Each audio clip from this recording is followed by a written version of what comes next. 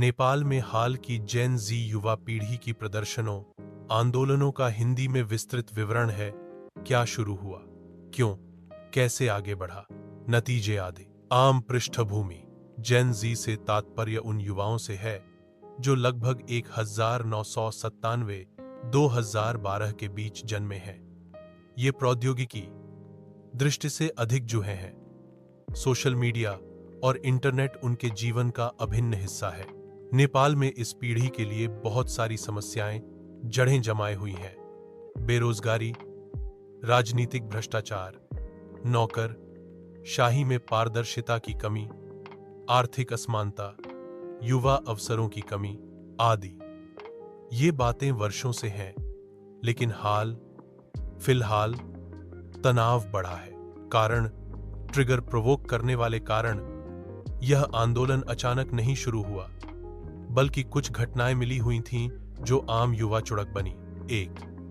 Social media प्रतिबंध, social media ban. सरकार ने virus, fake news, hate speech आदि के नियंत्रण का हवाला देते हुए यह आदेश दिया कि कुछ बड़े सोशल मीडिया प्लेटफॉर्मों को आधिकारिक पंजीकरण रजिस्टर कराना होगा।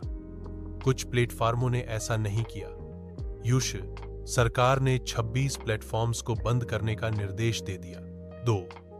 भ्रष्टाचार और नेपोकिड्स का विरोध।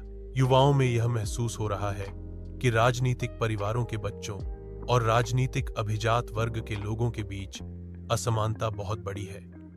नेपोकिड्स शब्द इस असमानता और विशेषाधिकारों की आलोचना में प्रयोग होने लगा। 3. राजनीतिक अस्थिरता और बढ़ती नाराजगी।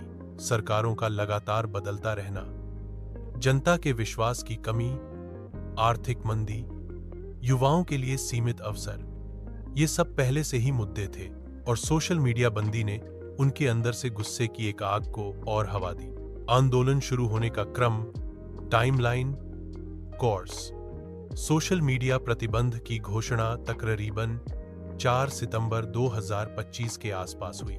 युवा वर्ग ने ऑनलाइन प्रतिक्रिया देना शुरू किया। सोशल मीडिया पर विरोध सूचनाएं फैलने लगीं। जल्द ही ये विरोध सड़कों पर आ गया। काठमांडू और दूसरे शहरों में बड़े पैमाने पर प्रदर्शन हुए। छात्रों और स्कूल, कॉलेज के युवाओं ने भी हिस्सा लिया। कुछ छात्र यूनिफॉर्म में दिखे। प्रदर्शन शांतिपूर्ण शुरू हुए, लेकिन कुछ जगहों पर सुरक्षा बलों और पुलिस के साथ टकराव हुआ।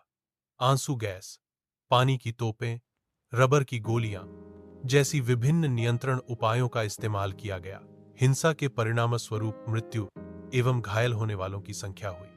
सरकारी प्रतिनिधियों, प्रदर्शनकारियों के बीच तनाव बढ़ा। प्रदर्शनकारियों की मांगे, व्हाट प्रोटेस्टर्स वांटेड। प्रदर्शनकारियों ने कुछ स्पष्ट मांगे रखी।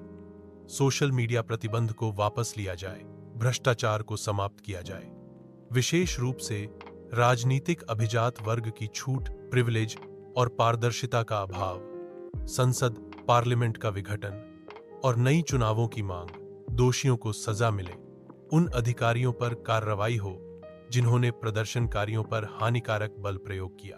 सरकार की प्रतिक्रिया और नतीजे, गवर्नमेंट रिस्पॉन्स, आउटकम्स।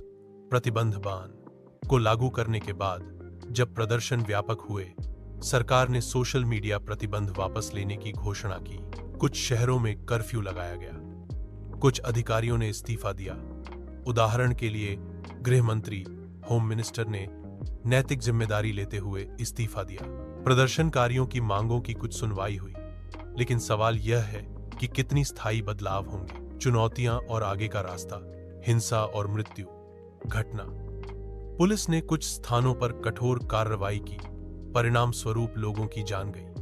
यह आंदोलन की प्रतिष्ठा और सरकार लोकतंत्र संघर्ष के बीच टकराव का केंद्र बन गया। संगठन की कमी। आंदोलनों का नेतृत्व ज्यादातर निम्न स्तर पर था। कोई बड़ा राजनीतिक दल सीधे सम्मिलित नहीं हुआ, कम से कम शुरुआत में। इस वजह से उनकी मांगों को राजनीतिक संवाद में शामिल करना कठिन हो सकता है। स्थायी प्रणालीगत बदलाव की जरूरत। युवा सिर्फ नीतिगत या प्रावधानात्मक बदलाव नहीं चाहते, बल्कि एक राजनीतिक संस्कृति और व्यवस्था चाहते हैं जिसमें जवाबदेही, पारदर्शिता और अवसर हो। महत्व, सिग्निफिकेंस। यह आंदोलन इस बात का संकेत है कि युवा पीढ़ी सिर्फ दर्पण देखने की भूमिका नहीं लेना चाहती, सत्ता से जवाबदेही और भागीदारी की मांग कर रही है। सोशल मीडिया और डिजिटल माध्यमों का राजनीतिक प्रवर्तन में बहुत बड़ी भूमिका है। सूचना सीमाएं लगाना जनता की नाराजगी को और बढ़ा सकता है। यह आंदोलन नेपाल में राजनीतिक संरचनाओं, पारदर्शिता और समाज राजनीति के नए स्वरूप की शुरुआत हो सकता है, विशेषकर युवा तिरछी सोच, नई अपेक्षाएं और नए तरीके से जुड़ने के अनुसार।